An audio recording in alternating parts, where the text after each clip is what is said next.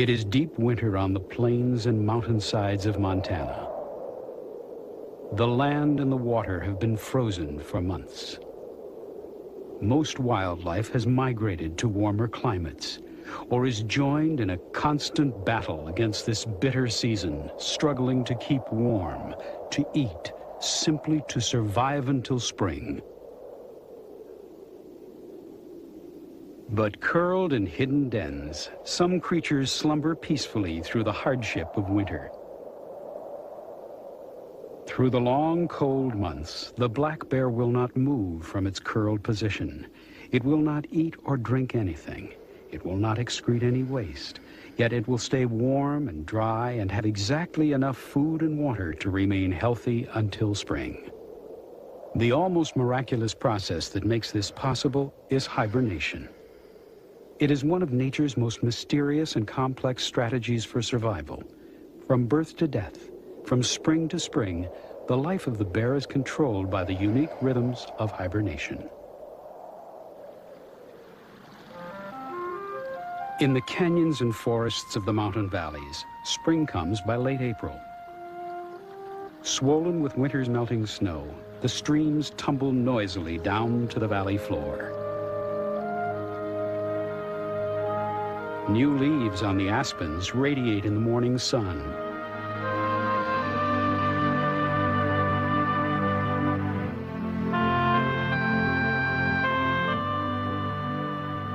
As thin sunlight warms the meadows at the edge of the forest, black bears begin to leave their winter dens. During hibernation, they lose 50 or 60 pounds. Their most urgent need is to regain stamina and strength. They will be groggy, lethargic, and slow as their bodies recover from the ordeal of hibernation. For a few weeks, they will continue to live off their winter fat. Gradually, they will begin to eat. Black bears can be brown, blonde, or cinnamon. Technically, they are carnivores. In fact, they are voracious omnivores that can and do eat almost anything. Over 90% of their diet is grasses, berries, and nuts. Adult black bears are solitary creatures. They are highly mobile animals that roam leisurely but constantly in search of ripening foods from spring to fall. Each bear has a loosely defined home range that may encompass hundreds of square miles. During the warm months, they forage almost constantly, rarely pausing to sleep.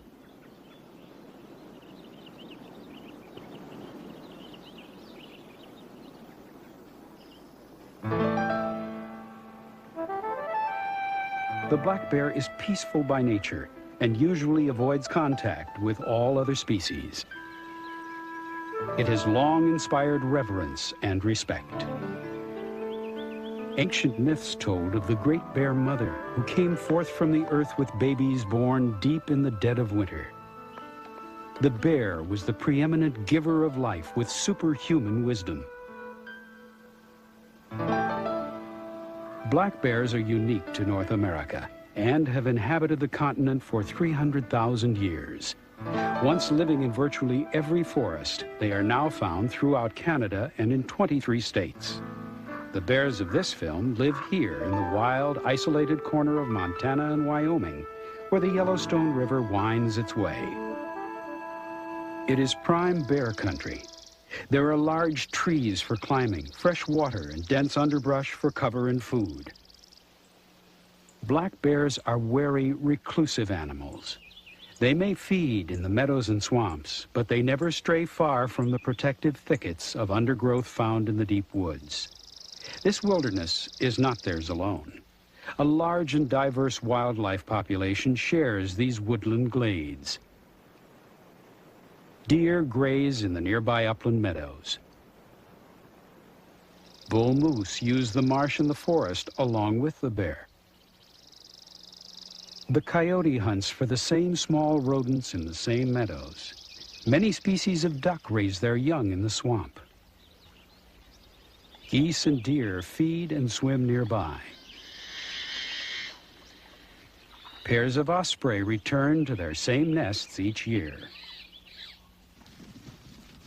The moose calf can safely trot alongside his mother.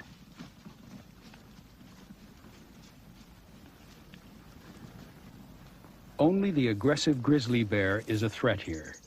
Their silvery coats and prominent humps are distinctive, even from a distance. Nearly twice as big as black bears, they plow up the meadow as they dig out small, burrowing rodents. True carnivores, they are the black bear's only natural enemies. By May, when the last ice patches have gone from the southern slopes and spring is in full bloom, the mother black bears with new cubs will finally come out of their dens. These babies are known as cubs of the year and are 5 months old.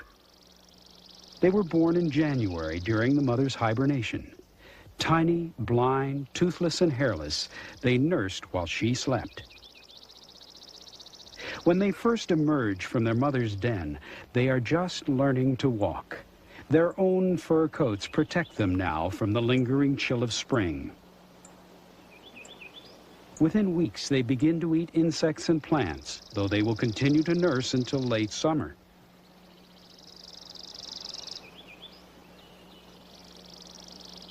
They are playful and mischievous, and often suggest the antics of human children. But unlike human children, they can climb trees with lightning speed when they're only 5 months old. Their sharp curved claws are especially well designed for this amusing but often life-saving ability. Their play is also work, for it develops specialized coordination and muscle skills.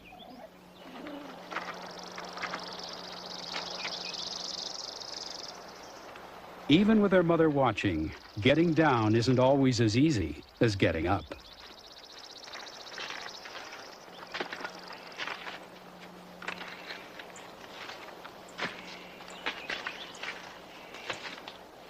These cubs are very unlike human children in other important ways. By the time they are 5 years old, they will weigh close to 200 pounds. Each of them will be fully capable of killing a deer alone.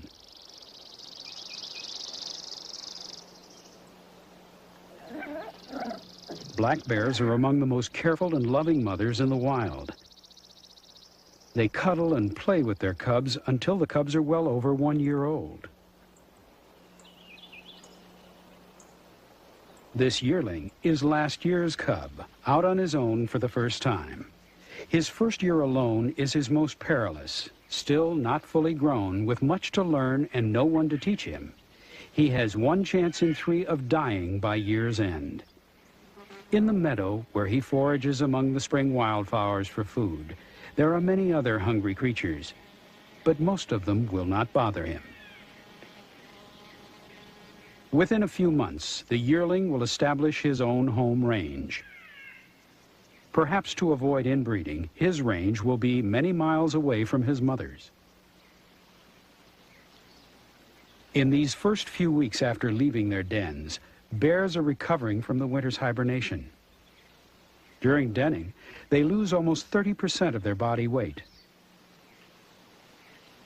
The food available to them is limited in nutrition, but they manage to gain up to 50 pounds in a few weeks, eating mostly sweet grasses, sedges, and wildflowers.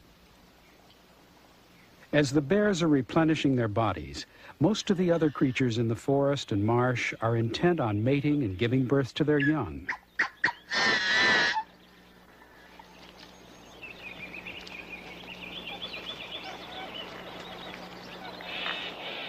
Late spring is the season when waterfowl and other birds breed and hatch out their chicks.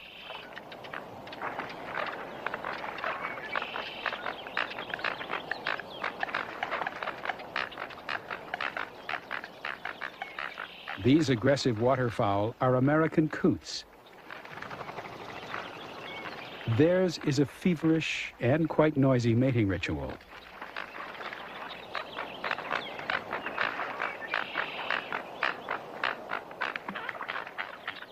Within a few weeks, a new generation of coots will fill the marsh. The white-tailed doe is nearly ready to give birth to her fawn.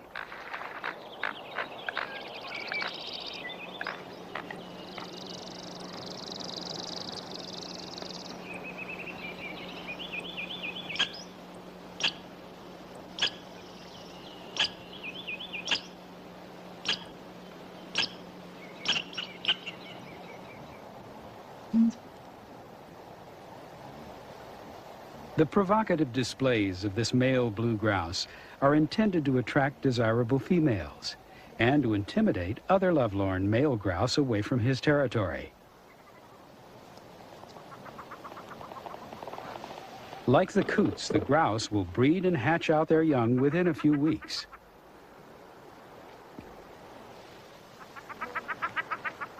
By early summer, the bears have regained all their lost weight and are once again in prime condition.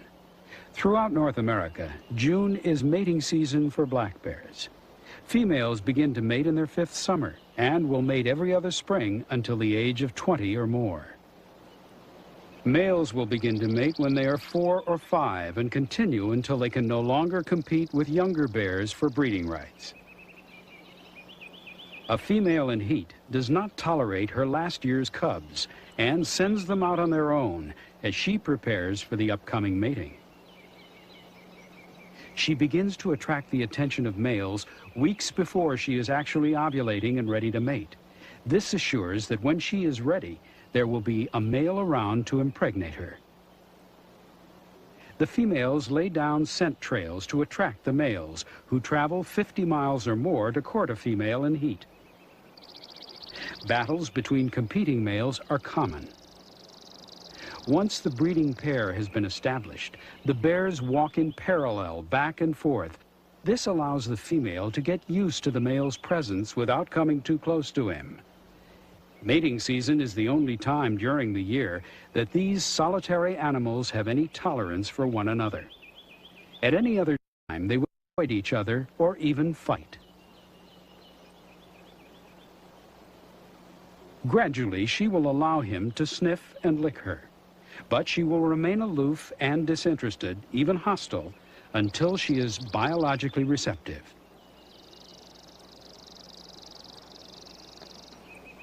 If he tries to mount her before she is ovulating, she will turn on him, bite him, or actually sit down to keep him away.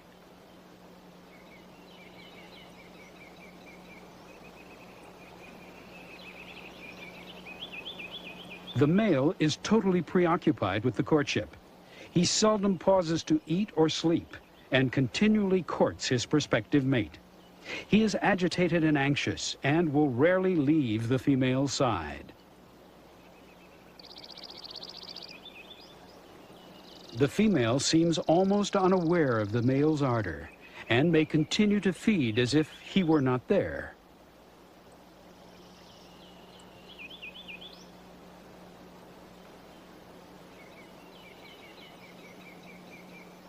As her estrus approaches, the female allows the male to come closer. She may return his advances, or she may not.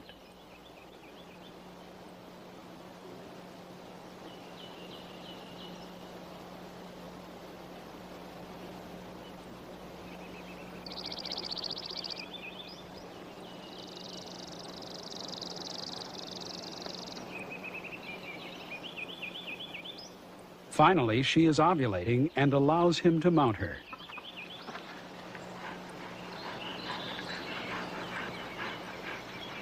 She will carry his weight for as long as they are joined, which may be for over an hour. They may exchange affectionate bites during their embrace. Every female of breeding age mates every year she is fertile. This results in the maximum birth rate and means that each female can give birth to between 20 and 30 cubs in her lifetime. Of these, perhaps 10 will survive to adulthood. A successful mating now in early summer will result in fertilized eggs which are held in a kind of suspended animation. Barely the size of grains of salt, the bear embryos will float in the female's fallopian tubes throughout the summer, not growing but still very much alive. In late autumn, if the female is healthy and fat and well prepared for hibernation, the embryos will implant in her uterus. If she is not in peak condition, however, the pregnancy will spontaneously abort. Actual embryonic growth takes only 2 months, and cubs are born during the mother's hibernation in January. This wonderfully economical reproductive process, like much else about the bear, is a very efficient way to manage limited energy. The male and female will usually stay together for several days, as long as the female is in heat. During that time, they will continue to mate, and they will also rest and feed and play together.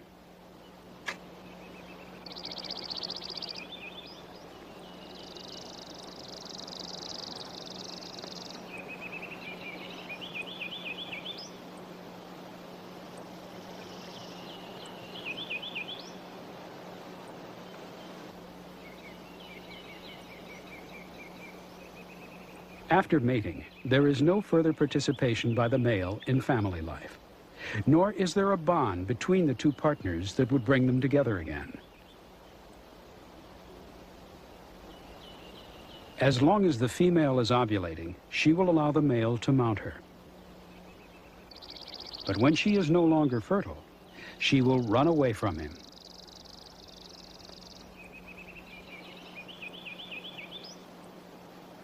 Then she will resume her feeding in preparation for hibernation and pregnancy. And the male will go off in search of other receptive females.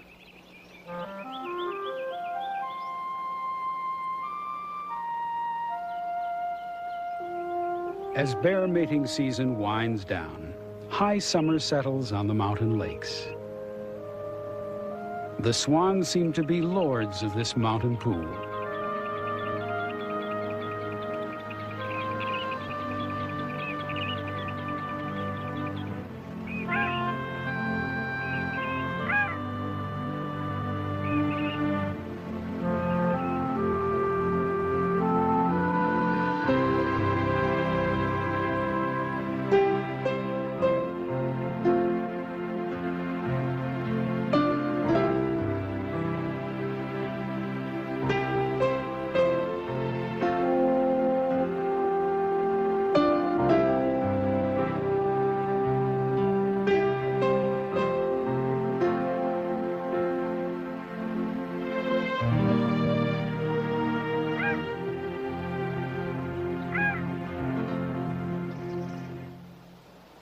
Meanwhile, this year's cubs are learning the ways of the woods. The mothers are very protective and keep their cubs well hidden and well fed. Because of the cubs' own survival skills and the proficiency of the mothers, a very high percent of black bear cubs survive their first year. Cubs are usually born as twins. They learn from each other as well as from their mother how to use their teeth and claws. They learn early how to hunt for their food. Unlike most other large mammals, black bear cubs whose mothers are killed in spring sometimes survive on their own and raise themselves to adulthood. But life is perilous for even well-protected cubs, and only half reach the age of 3.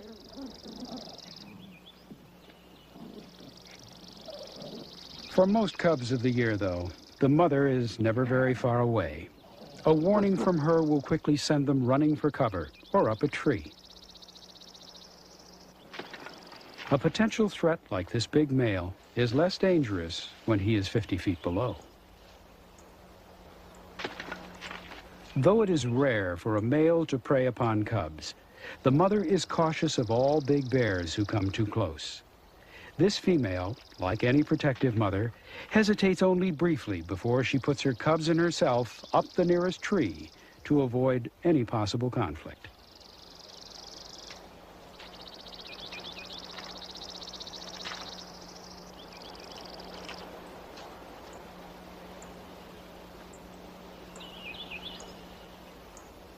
Once the threat of danger is past, the mother will come down first.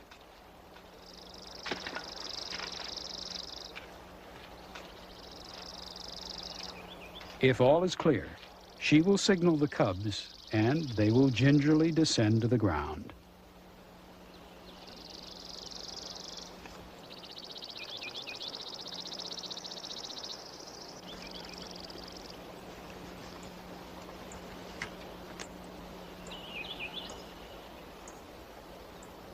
Then the family can take advantage of the return of peace and share a quiet moment together.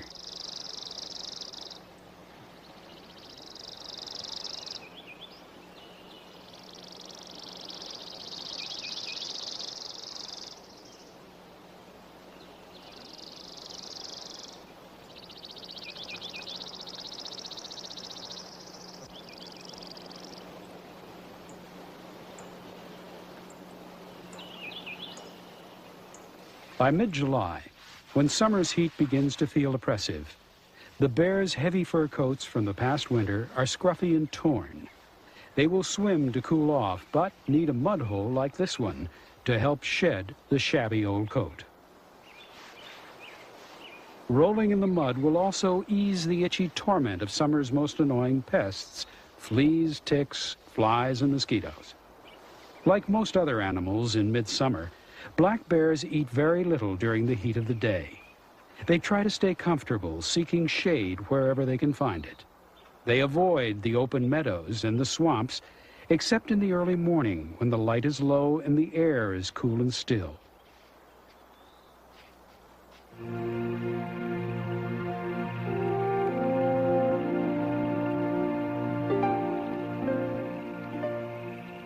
In the marsh, summer is a quiet time, an interlude between the new growth of spring and the rich harvest of fall.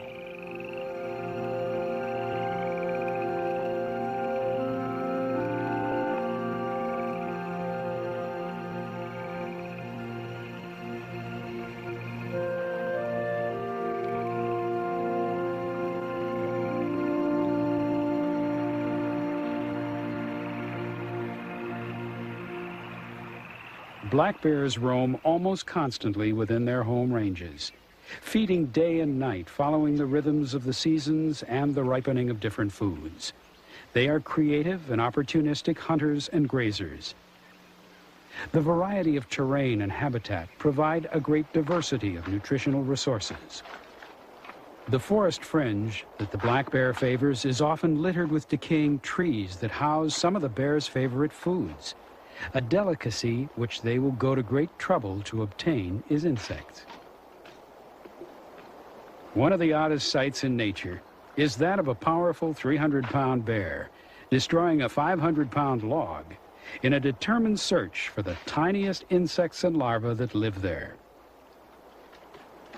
In its zeal to locate these delicious morsels, the bear is also accelerating the decay of fallen timber, and so taking an active, if unintentional, role in the health and regrowth of the forest.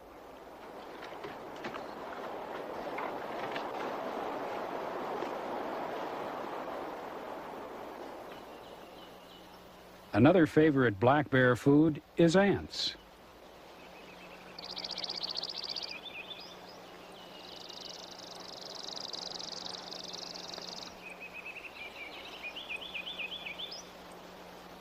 When he finds an anthill, the bear knocks off the top, then sets his paw in the midst of the agitated ants. As they crawl all over his paw, he carefully licks them off. During the summer feeding season, even this most solitary of creatures might find himself with an unwelcome guest. Despite the abundance of ants, they won't be shared with the interloper.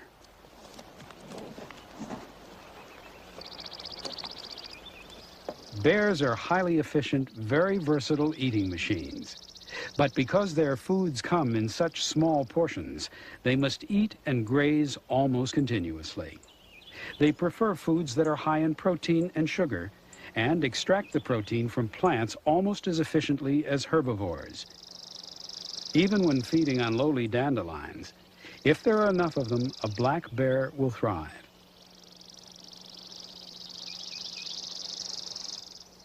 Unlucky spiders may find themselves caught in the web of their own making. Spiders are a favorite bear delicacy.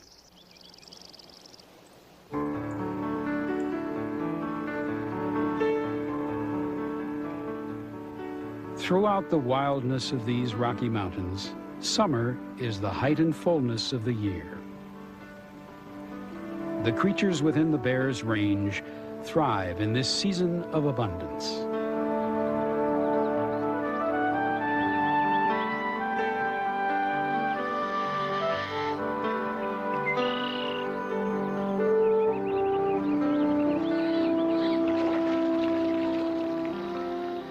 The bull moose and the osprey will spend much of the summer feeding from these fertile hunting grounds. The osprey is a great fisher and can carry fish that weigh more than she does back to the nest.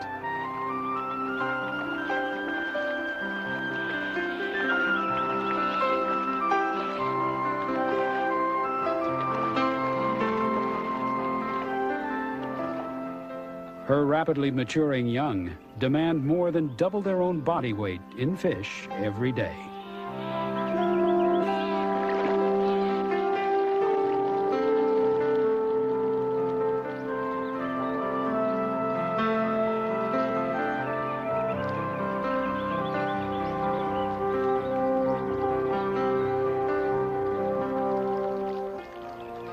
The moose feed on aquatic plants and weeds that grow on the muddy bottoms.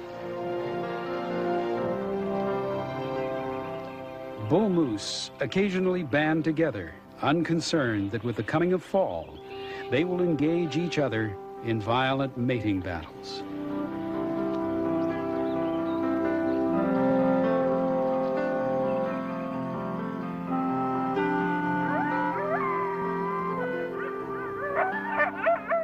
In the fading twilight, these young coyotes are engaged in a serious game.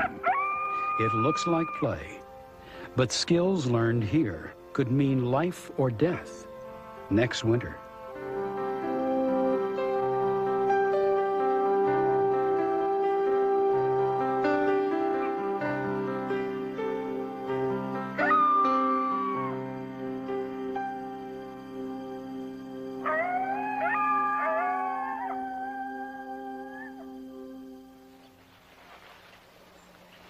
By summer's end, temperatures drop and sunlight dwindles. Berries and other crops begin to ripen.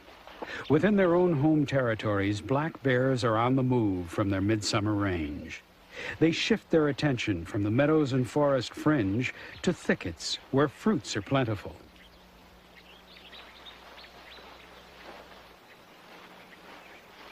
Rose hips are a favorite bear food in the Rocky Mountain West.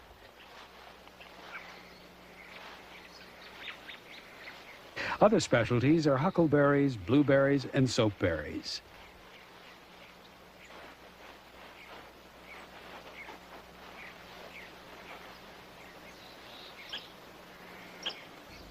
Hickory nuts and pine nuts are delicacies, high in protein.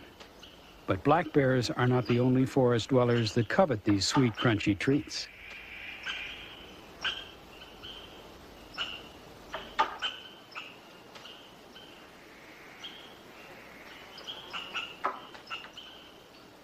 Black bears will often let the squirrels collect huge secret caches of nuts, then blithely eat them all. From late August until November, as protein-rich foods begin to ripen, bears begin a feeding frenzy. It's not unusual for bears to feed for 20 out of 24 hours. They consume 20,000 calories a day to build up the layers of fat that will supply their nutrition and to thicken their heavy coats. Bears will eat almost to the calorie, the energy required for denning. When the proper biochemical condition and balance is reached, the bear will stop eating and wait for the onset of winter. As the forest around them is slowing down, black bears are undergoing their most rapid growth. They will travel over 100 miles to reach a prime berry patch or a crop of available nuts. When that harvest is complete, they will move on to the next available food supply.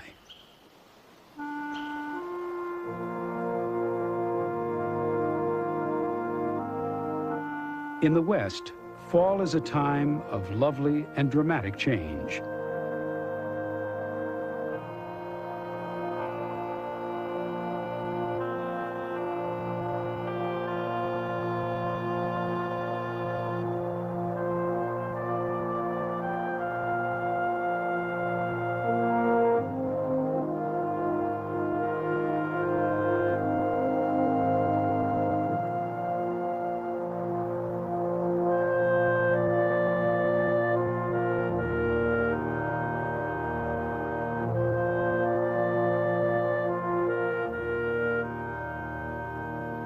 Swans and other migratory birds fly away to the south.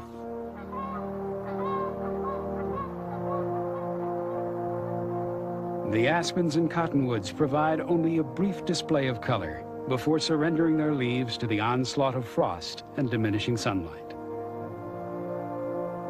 As fall advances, food becomes scarce. The cold, short days cannot sustain life in the grasses and sedges that so many animals feed upon. Most of the still viable foods lie along the riverbanks. Many animals are drawn to the nourishment and shelter still to be found here. During most of the year, black bears and grizzlies rarely cross paths. Because grizzlies feed mainly on other animals, they do not often share the same territory with the black bear. But in the autumn, the lure of the river and the pressures of hibernation may bring them close together.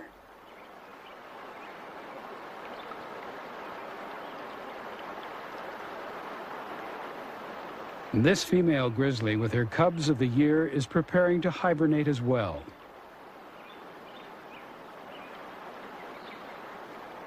Like the black bears, the grizzly cubs will spend the coming winter in the den with their mother. For now, the grizzly family is intent only on getting across this icy stream. Their next meal is in the meadow on the far side.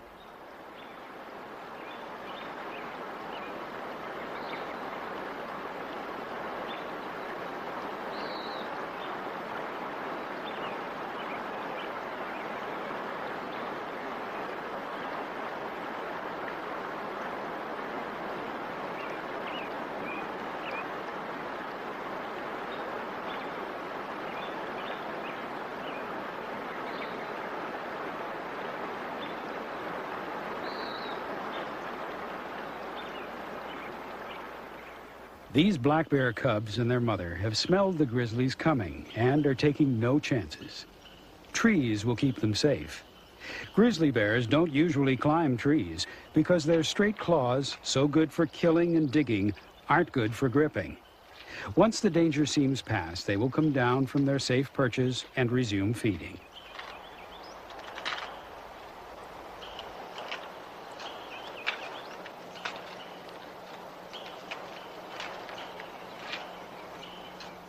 Keeping close to climbable trees and never coming out into the open, they eat all the time.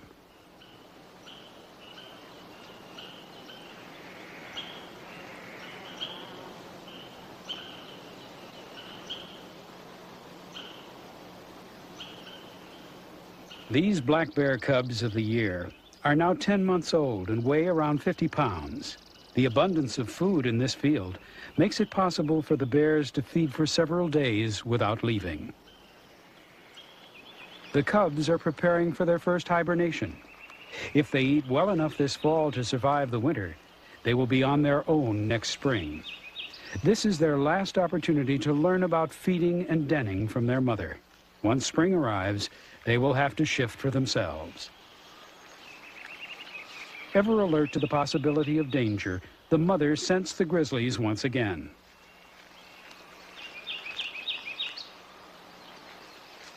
But the grizzlies do not pause and move on to another food supply.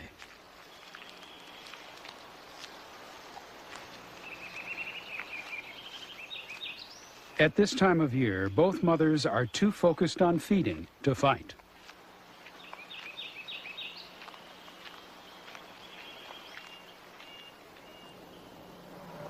As fall advances, other large animals become restless as their mating season approaches. The black bear is constantly on the move in search not of a mate, but of food. He is as intent on his single purpose as the moose is on his. Successful feeding in the fall will have a critically important impact on the animal's ability to survive the winter. Unless the bear eats enough food now, it will be unable to hibernate and will freeze or starve to death.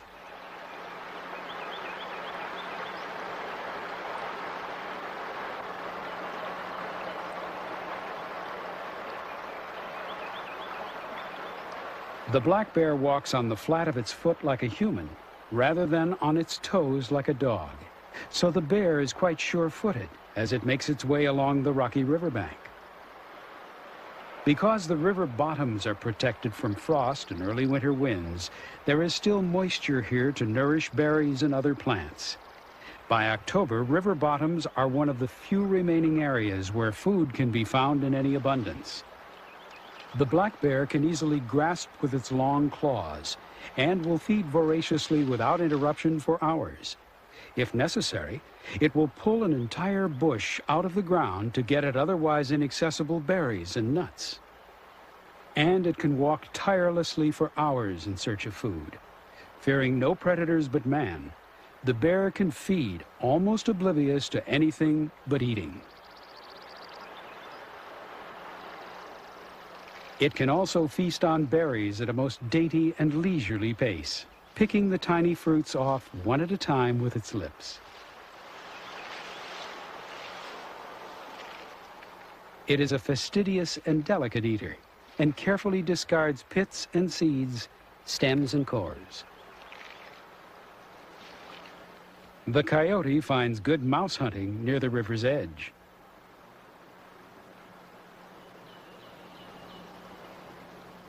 Unlike the bear, he will have to endure the harshest winds all winter long.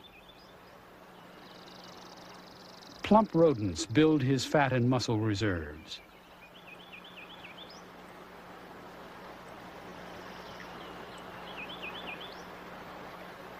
And the shelter of the river bottom draws other animals as well. This mule deer has an injured leg and has sought the shelter of the river. She is already seriously weakened and vulnerable. The coyote waits near the deer, sensing her condition and waiting for her to die. He is not powerful enough to bring her down himself.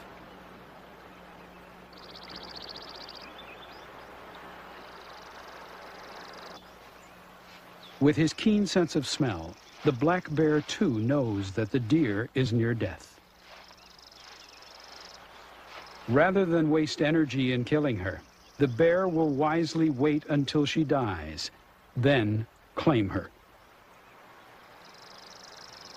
The coyote must yield to the dominance of the bear.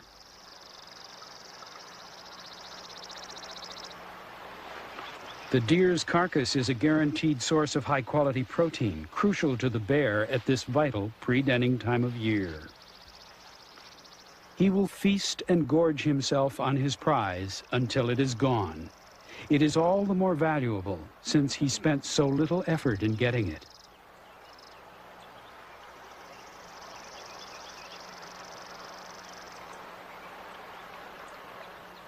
He consumes the meatiest parts of the animal first.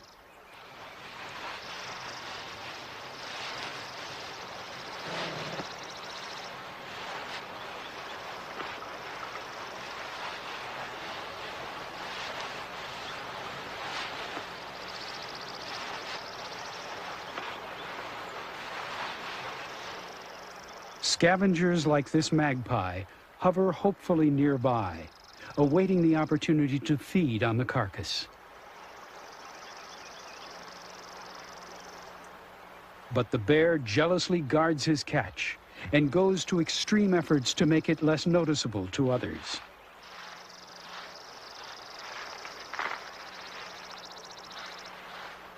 He meticulously clears the surrounding area of tall grasses and shrubbery, using paws and teeth.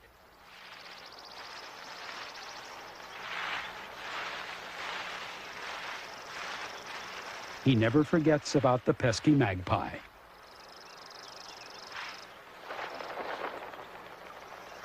He methodically pulls the plants up and over the dead deer. The bear is both hiding the scent of the rotting meat and visually camouflaging the carcass. The fall feeding is crucial to the bear's winter survival. During hibernation, he will lose 60 pounds or more as he sleeps. If he goes into his den well-fed and with a 4-inch thick layer of fat and a 3-inch layer of fur, his chances of surviving even the most brutal winter are good. The magpie waits in vain, and has to settle for some floating debris.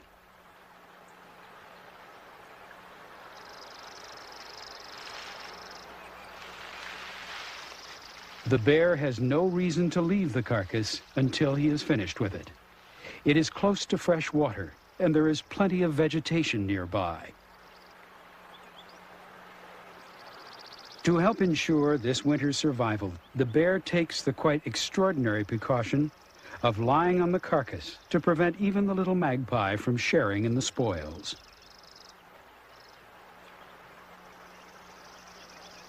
While bears are eating almost non-stop in preparation for the long winter hibernation, the other large animals are swept up in the exhausting rituals of mating. Heated competition between white-tailed bucks may go on for weeks. Serious injuries and death are common during head-to-head battles. The pursuit of the females that follows is tiring. Neither the bucks nor the does eat very much during this time. By the end of the mating season, all the deer are hungry and exhausted. When winter sets in, they will be ill-prepared to cope with it. Perhaps as a balance to the very high birth rate, about 1/3 of the deer population will die during the winter.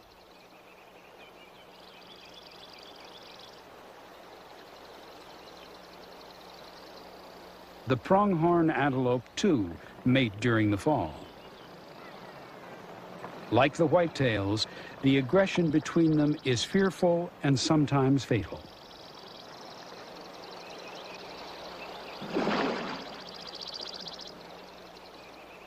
Exhaustion results, and these animals begin the winter season with much diminished reserves of strength and energy. No matter how far afield a bear may have roamed in pursuit of food during the fall, he returns to his home range for the winter's hibernation. Bears prepare their dens well in advance of when they are needed. A bear rarely uses the same den 2 years in a row. Bears may spend the winter in hollow trees, in holes scooped out of the ground, or in earthen caves.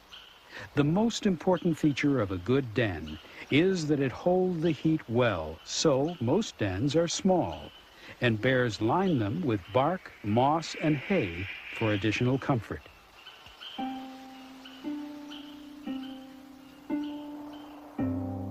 In the Rockies, winter often has a stronghold on the landscape by late October. With the first snow, food becomes even scarcer. What's still growing is soon buried in ice and will be hard to reach for 6 months or more. Before the land is locked in for the winter, even this big old grizzly will seek his den. While the rest of the world suffers through this brutal season, the hibernating bear becomes an efficient, totally self-contained unit of life. The exact combination of visual, chemical, and environmental signals that stimulate each bear to enter its den is still unknown. Perhaps the shorter days or the falling of the first snow triggers a hormonal response. Maybe the fat cells themselves induce hibernation. When the time comes, the bears simply crawl into their dens and go to sleep. Once inside the den, the bear curls into a ball.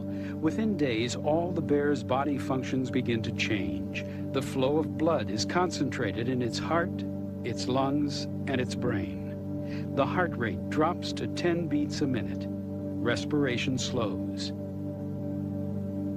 Protected by its heavy winter coat and a 4-inch thick layer of fat, the bear's body temperature remains a near normal 96 degrees Fahrenheit. In the digestive system, changes are radical.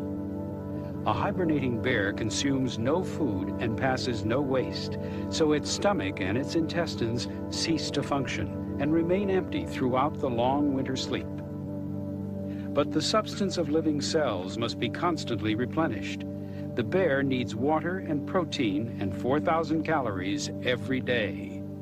How it gets what it needs is one of nature's most remarkable achievements. Like a self-contained recycling furnace, the bear obtains everything from within its own body, using intricate metabolic pathways that do not exist in other animals. From its fat, it extracts all the calories and water needed to run its body systems. From its muscle and other lean tissue, it obtains all the protein needed to thrive. One waste product that results is nitrogen urea. For all other animals, urea can become life-threatening. It quickly builds up to toxic levels, causing death in a matter of days. But the hibernating bear is uniquely equipped to benefit from the potentially deadly wastes in its body. In its kidneys and liver, it reprocesses the urea and manufactures amino acids. No other animal can do this. The amino acids recombine to make complex proteins. These new proteins recycle through its body and replace muscle and other tissue that was used for food. The bear meets all its food and water needs, keeps up muscle strength, and produces no waste.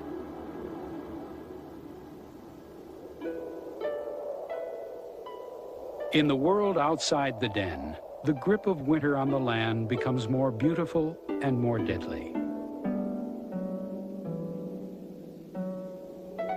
The season takes its toll. With limited food and deepening cold, the grazing and browsing animals must struggle every day just to survive.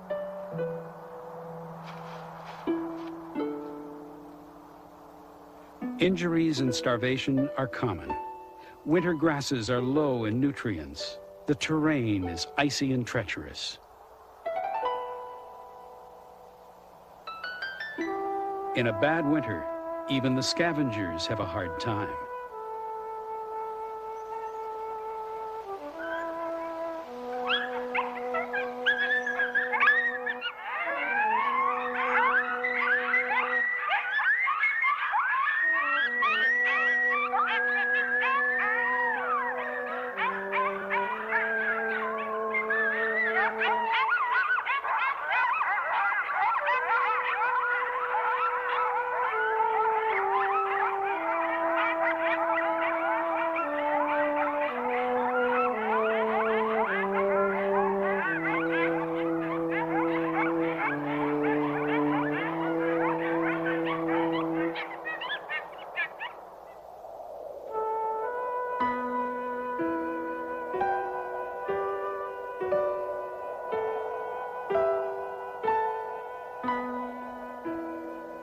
Food is scarce.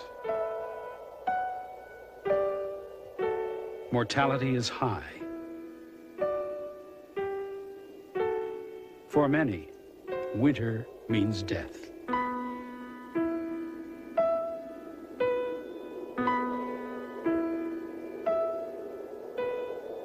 Meanwhile, the hibernating bear is thriving. In addition to meeting all its food and water needs, it will also keep its massive skeleton strong throughout the long months of immobility. In all animals, including humans, living bone needs daily exercise like standing or walking. This stimulates the production of more bone, which keeps the skeleton strong and flexible. After even a few days without exercise, bones begin to lose calcium and phosphorus. Bedridden patients, the elderly, and surprisingly astronauts all experience bone loss. Lost bone mass causes their bones to become so thin and brittle that they break easily and do not heal well. But the hibernating bear, alone among all species on Earth, will go for 6 months or more without even moving and will not lose any bone mass. Like other animals, the bear does lose calcium and phosphorus from its bones during denning. But stimulated by little understood hormonal signals, it systematically retrieves the lost minerals from its blood and from them manufactures new bone. Each of the bear's body systems functions in a unique way to sustain life. The hibernation of bears is the most efficient and unusual survival system in the natural world. Outside the den, the worst of winter is past.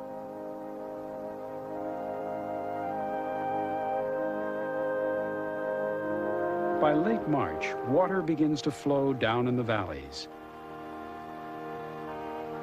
And in the forests, there are signs of new life.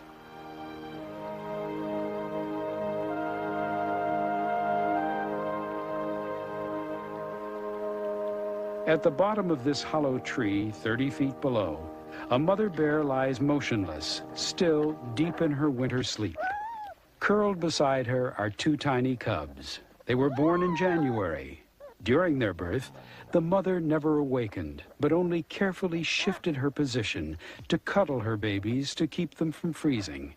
Hairless and blind and weighing only 8 ounces, they began to suckle her rich milk within minutes of their birth. For 2 months, they have clung to her for food, warmth, and protection. Now their eyes are open, and they have developed warm fur coats of their own. This rare footage shows just how helpless and tiny the new cubs really are. Their remarkable birth during hibernation is an odd but effective protection for mother and cubs. The cubs are completely sheltered for the first 4 or 5 months of their lives. When they come to the world outside the den, they will be ready to learn to fend for themselves.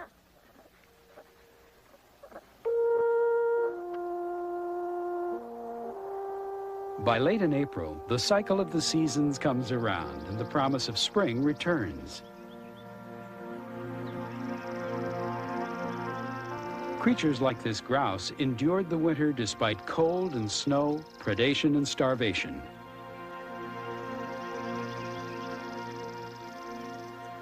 And the new spring brings new life.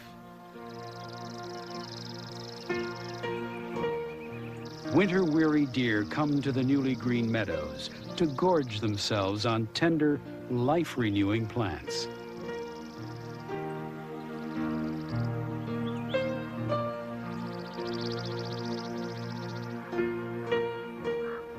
Solitary black bears, still groggy from their long hibernation, make their appearance after their 6-month fast. For several weeks, they will eat sparsely or not at all until their hibernation mechanisms gradually shut down.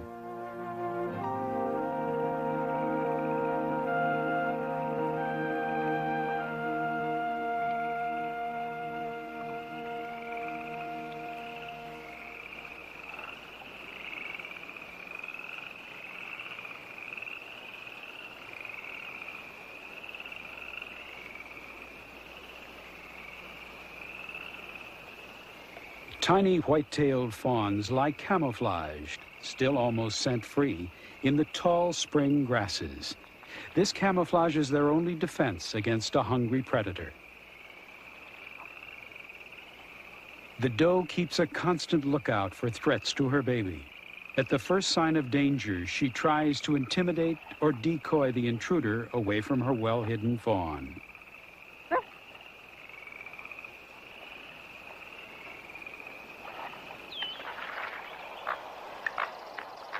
The coots have once again conducted their noisy mating ritual. A new generation of baby coots is quickly learning the rules of survival.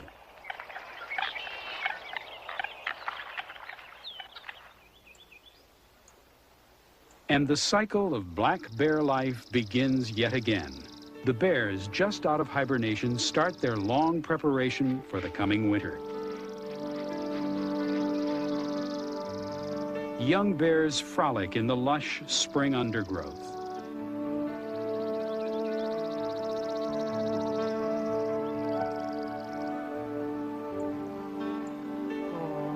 Older bears awaken more slowly into the world.